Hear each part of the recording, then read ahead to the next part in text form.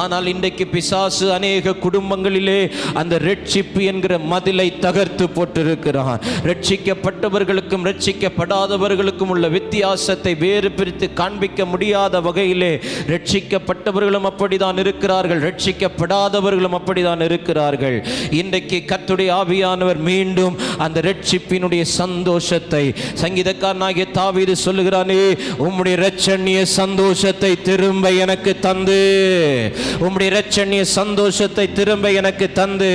அப்படியானால் யாருடைய வாழ்க்கையில் எல்லாம் அந்த ரட்சிப்பு என்கிற மதிலை சத்துரு தகர்த்து போட்டிருக்கிறானோ, அது உன் கணவனாய் இருக்கலாம், உன் மனைவியாய் இருக்கலாம், உன் பிள்ளைகளாய் இருக்கலாம், உன் பெற்றோராய் இருக்கலாம், உன் சகோதரனாய் இருக்கலாம், சகோதரியாய் இருக்கலாம், யாருடைய வாழ்க்கையிலே சத்துரு அந்த ரட்சிப்பின் மதிலை ஆமென் தகர்த்து போட்டிருக்கிறானோ, கர்த்தருடைய ஆவியானவர் இன்றைக்கு மீண்டும் அந்த ரட்சிப்பு என்கிற மதிலை எடுப்பித்து கட்டுகிறார். அந்த இரட்சணியத்தின் சந்தோஷம் திரும்ப வரப்போகிறது. ஆமென், ஹல்லேலூயா.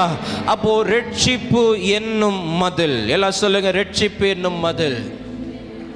ரட்சிப்பு ஒரு மதில். ஆமென். ரட்சிப்பு என்பது ஒரு மதில். நான் ரட்சிக்கப்பட்டதினால் அது எனக்கு ஒரு மதிலாய் இருக்கிறது. பாவம் என்னை மேற்கொள்ளாதபடிக்கு, உலகத்தின் அசூசிகள் என்னை மேற்கொள்ளாதபடிக்கு அந்த ரட்சிப்பு என்னை சுற்றிலும் மதிலாய் இருந்து என்னை பாதுகாக்கிறது.